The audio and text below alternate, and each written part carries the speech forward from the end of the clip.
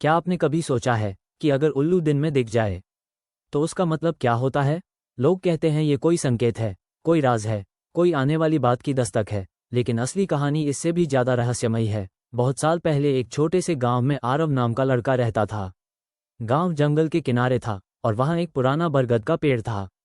लोग कहते थे उस पेड़ पर रात में उल्लू बैठता है, लेकिन दिन में अगर वही उल्लू दिख जाए तो समझो किस्मत तुम्हें बुला रही है। आरव इन बातों पर हंसता था। उसे लगता था ये सब बस कहानियां हैं। एक सुबह जब सूरज नया नया निकला था, हवा ठंडी थी और खेतों पर ओस चमक रही थी, तभी पूरे गांव में हलचल मच गई, क्योंकि बरगद की सबसे ऊंची डाल पर एक बड़ा सफेद उल्लू दिन के उजाले में बैठा था। उसकी आंखें सीधी लोगों को देख रही थीं। कोई बोला ये अशुभ है, कोई बोला धन आएगा, कोई बोला बदलाव आने वाला है, मगर उल्लू बस चुप था। आरव ने सोचा, आज सच जानकर रहूंगा। वह धीरे धीरे पेड़ के पास गया। जैसे ही वह करीब पहुंचा, उल्लू उड़कर जंगल की तरफ चला गया। आरव उसके पीछे भागा। कांटों से भरे रास्ते, सूखे पत्तों की आवाज, अजीब सी खामोशी और ऊपर से धूप, मगर उल्लू रुक रुक कर आगे बढ़ता रहा, जैसे रास्ता दिखा रहा हो। थोड़ी देर बाद आरव जंगल के बीच एक पुराने खंडहर तक पहुंचा।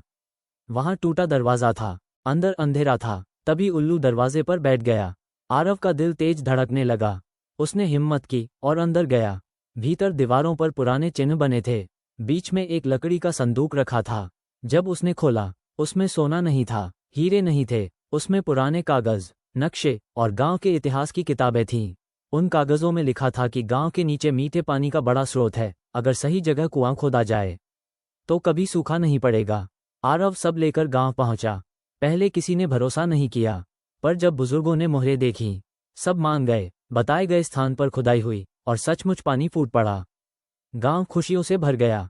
खेत हरे हो गए, लोग बच गए। तब सबसे बुजुर्ग दादी बोली, दिन में उल्लू दिखना बुरा संकेत नहीं होता। वो तब आता है जब इंसान सोया हो और किस्मत उसे जगाना चाहती हो। उस दिन आरव समझ गया, कुछ संकेत डराने नहीं, जगाने आते हैं। इसलिए अगर आपको कभी दिन में उल्लू दिख जाए तो घबराइए मत। हो सकता है जिंदगी आपको नया रास्ता दिखाने आए हो, क्योंकि हर अजीब चीज अशुभ नहीं होती। कुछ रहस्य वरदान बनकर आते हैं।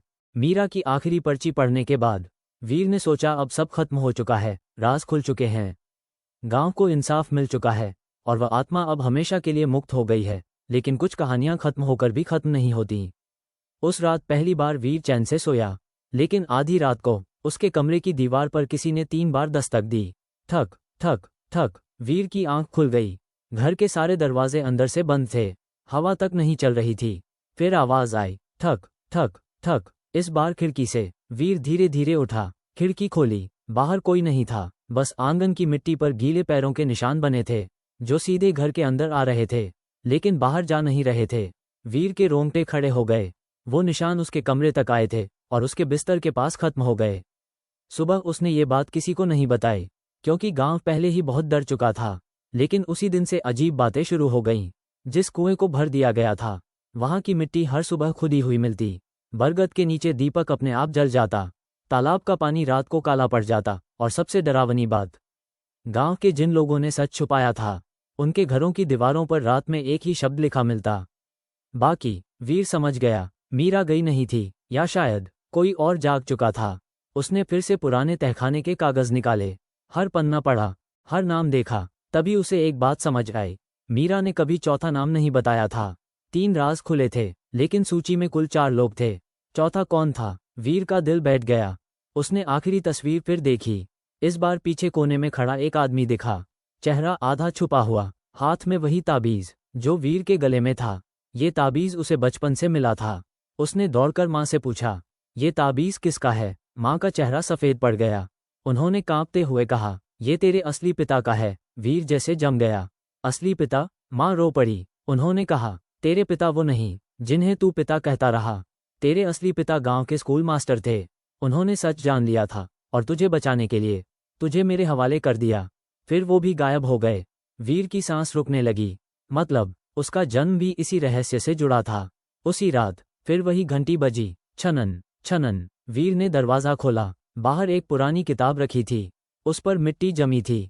कवर पर लिखा था कुएं का हिसाब, अंदर तारीखें थीं, नाम थे और आखिरी पन्ने पर लिखा था, चौथा आदमी अभी जिंदा है। वीर ने पूरा गांव देखना शुरू किया, हर चेहरे को, हर आवाज को, हर हरकत को। तभी उसे याद आया, जब जब कोई राज खुला, एक आदमी हमेशा सबसे पहले वहां पहुंच जाता था। पंचायत का सबसे सम्मानित बुजुर्ग हरिदास, जिसे सब दयालु मानते थे। वीर ने तय किया, आज रात सच सामने आएगा। रात के 12 बजे वो हरिदास के घर पहुंचा। दरवाज़ा खुला था, अंदर कोई नहीं, लेकिन फर्श पर मिट्टी के निशान थे, जो पीछे वाले कमरे तक जा रहे थे। कमरे में एक गुप्त दरवाज़ा था, नीचे सीढ़ियाँ। वीर उतरा, नीचे वही पुराना कमरा था, जहाँ कभी झूला हिलता था, लेकिन इस बार झूले पर हरिदास बैठा था और सामने मीरा की परछाई खड़ी थी। हरिदास रो रहा था। वो बोला, मैंने सब किया, मैंने सबको डराकर चुप कराया, मैंने मास्टर जी को मरवाया, मैंने मीरा को रुकने नहीं दिया। मुझे जमीन चाहिए थी, ताकत चाहिए थी। मीरा की परछाई धीरे धीरे उसके पास गई। वीर चिल्लाया, नहीं, लेकिन देर हो चुकी थी। कमरे की सारी दीवारें कांपने लगीं, हवा तूफान बन गई, दिए जल उठे और हरिदास की चीख गूंज उठी। जब सब शांत हुआ, झूला खाली था, हरिदास गायब था, फर्श पर बस उसकी लकड़ी की छड़ी पड़ी थी। मीरा की परछाई वीर की तरफ मुड़ी। पहली बार उसके चेहरे पर शांति थी। उसने हल्का सा सिर झुकाया और धुएं की तरह गायब हो गई। सुबह गांव को तहखाना मिला, छड़ी मिली, किताब मिली, और हरिदास कभी नहीं मिला। उस दिन से गांव बदल गया। किसी ने झूठी कसम नहीं खाई, किसी गरीब की जमीन नहीं छीनी, किसी की आवाज नहीं दबाई, और कुआं उसे तोड़कर वहां एक स्कूल बनाया गया, जिसका नाम रखा गया मीरा विद्यालय। लेकिन कहते हैं, हर साल उसी तारीख की रात स्कूल की घंटी अपने आप 3 बार बजती है, थक थक थक, और ब्लैकबोर्ड पर एक लाइन लिखी मिलती है, सच को जितना दबाओगे वो उतना गहरा लौटेगा। अगर आप होते तो वो ताबीज पहनते या नदी में फेंक देते? कमेंट में जरूर बताना। मीरा विद्यालय बने कई महीने बीत चुके थे। गांव में अब शांति थी। बच्चे हंसते हुए स्कूल जाते, खेत फिर से लहलहाने लगे। लोग कहते थे, अब डर खत्म हो चुका है, लेकिन कुछ डर जगह से नहीं, सच से जुड़े होते हैं। उस रात बारिश हो रही थी, आसमान में बिजली चमक रही थी, और स्कूल का चौकीदार रामू बरामदे में बैठा था। तभी ठक ठक ठक, स्कूल की घंटी अपने आप 3 बार बजी। रामू घबरा गया। वो दौड़कर मुख्य दरवाजे तक पहुंचा। सब बंद था, कोई नहीं, फिर भी घंटी हिल रही थी, जैसे किसी ने अभी अभी छोड़ी हो। रामू ने डरते हुए क्लासरूम की तरफ देखा। अंदर ब्लैकबोर्ड पर सफेद चौक से एक लाइन लिखी थी, तहखाना अभी भी खुला है। सुबह ये खबर आग की तरह फैल गई। पूरा गांव स्कूल पहुंच गया। वीर भी आया। उसने बोर्ड देखा, उसकी सांस अटक गई, क्योंकि वो लिखावट वही थी जो पर्चियों पर उभरती थी, मीरा की। वीर ने तुरंत स्कूल खाली करवाया। फिर वो अकेला प्रिंसिपल रूम में गया। पुरानी फर्श को देखा, टेबल हटाई, और नीचे लकड़ी का वही दरवाज़ा मिला जो पहले तालाब में था। सब हैरान रह गए, मतलब तहखाना बंद नहीं हुआ था, बस रास्ता बदल गया था। वीर ने लालटेन जलाई और नीचे उतर गया। इस बार सीढ़ियां पहले से लंबी थीं, दीवारें गीली, हवा ठंडी, और नीचे से बच्चों के हंसने की आवाज़ आ रही थी। लेकिन स्कूल तो ऊपर खाली था। वीर का दिल कांप। नीचे पहुंचकर उसने देखा, एक लंबा गलियारा, दोनों तरफ बंद कमरे, हर दरवाजे पर नाम लिखे थे, मीरा, रघुवीर, मास्टर जी, और आखिरी दरवाजे पर वीर। उसके हाथ कांप गए। उसने अपना नाम पढ़ा और पीछे हट गया। तभी सारे दरवाजे अपने आप खुल गए। अंदर खाली कमरे नहीं थे, हर कमरे में अतीत के दृश्य चल रहे थे।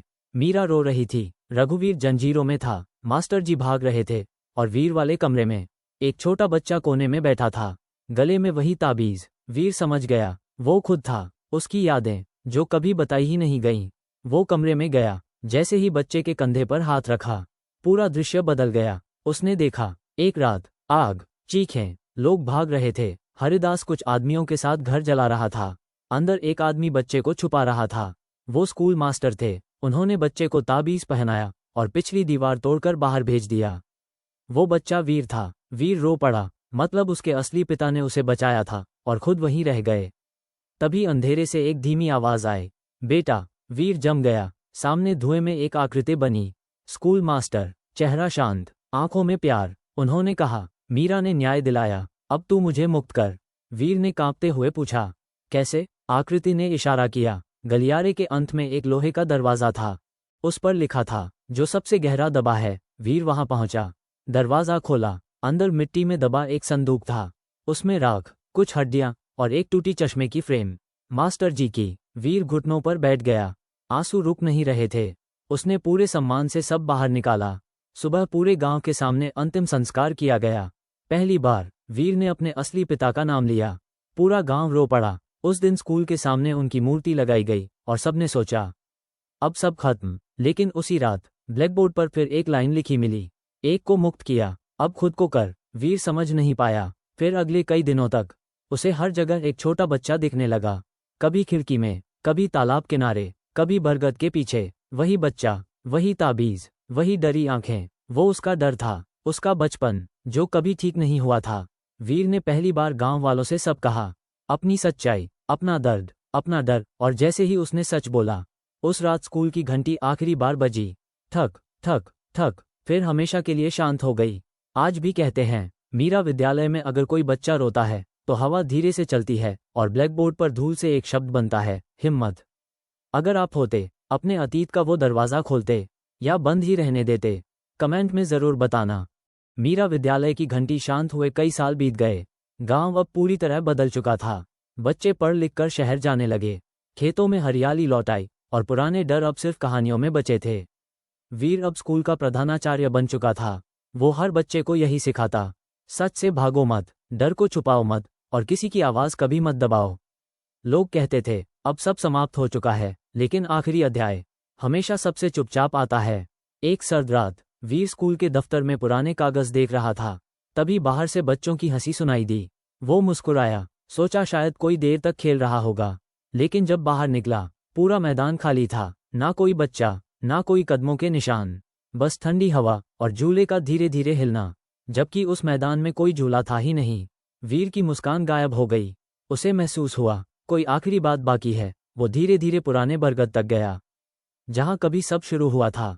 पेड़ अब बूढ़ा हो चुका था, सूखी शाखाएं, गहरी जड़ें और नीचे मिट्टी पर एक नया निशान। 4 गोल घेरे बने थे, बीच में लिखा था, अब लौटाने का समय है। वीर समझ नहीं पाया। तभी उसकी नज़र अपने गले के ताबीज पर गई। वही ताबीज जो बचपन से उसके पास था, जो उसके असली पिता ने पहनाया था, जो हर राज में उसके साथ रहा। उसी पल उसे सब समझ आया। ये ताबीज सिर्फ रक्षा नहीं, यह आखिरी कड़ी था। वो बरगद के नीचे बैठ गया, हाथ जोड़कर बोला, अगर यही आखिरी काम है तो मैं तैयार हूँ। उसने ताबीज उतारा और 4 घेरों के बीच रख दिया। जैसे ही ताबीज जमीन पर रखा, तेज हवा चली, पूरा पेड़ कांप उठा। स्कूल की बंद घंटी अपने आप बज उठी। ठक ठक ठक, तालाब का पानी लहराने लगा। पुराना कुआं जहां था, वहां की मिट्टी फट गई और आसमान में बादल गोल घूमने लगे। वीर डर गया, लेकिन भागा नहीं। तभी उसके सामने एक एक करके आकृतियां दिखने लगीं। मीरा, रघुवीर, मास्टर जी और कई चेहरे जिन्हें कभी इंसाफ नहीं मिला था। लेकिन इस बार उनके चेहरों पर डर नहीं, शांति थी। मीरा आगे बढ़ी। उसने पहली बार साफ आवाज में कहा, तूने हमें आवाज दी, अब हम तुझे जीवन देते हैं। मास्टर जी मुस्कुराए। उन्होंने वीर के सिर पर हाथ रखा और बोले, बेटा, अब अपना जीवन जी, हमारा नहीं। वीर की आंखों से आंसू बह निकले। सालों का बोझ, डर, दर्द, सब जैसे हवा में घुल गया। फिर सारे चेहरे धीरे धीरे रोशनी बनकर आसमान में उठ गए। बादल छट गए, हवा रुक गई, घंटी शांत हो गई और बरगद के नीचे ताबीज गायब था। अगली सुबह गांव वालों ने देखा, बरगद का सूखा पेड़ हरा हो चुका था। नई पत्तियां, नई शाखाएं और जड़ों के पास एक छोटा पौधा उगाया था। वीर मुस्कुरा रहा था, कई सालों में पहली बार। उसके चेहरे पर डर नहीं था। उसने स्कूल के बाहर एक पत्थर लगवाया, जिस पर लिखा था, जहां सच दबाया गया था वहीं से नई जिंदगी उगी। समय बीता, वीर बूढ़ा हो गया। एक दिन बच्चों को पढ़ाते पढ़ाते उसकी आंखें बंद हो गईं।